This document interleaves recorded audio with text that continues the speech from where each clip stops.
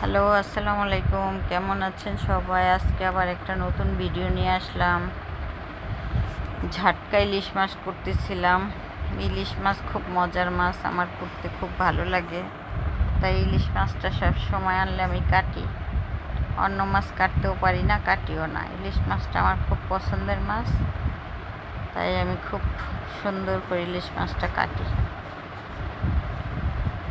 ছোট ছোট ইলিশ, পেটের মধ্যে কত ডিম দেখেন। ডিমগুলি সব বাইট করে রাখছি আলাদা করে।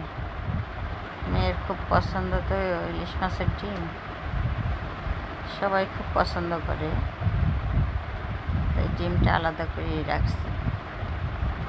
ছোট ছোট মাছ, ইলিশ মাছটার তো সব তরকারির সাথে মিলে খাইতেও খুব ভালো লাগে।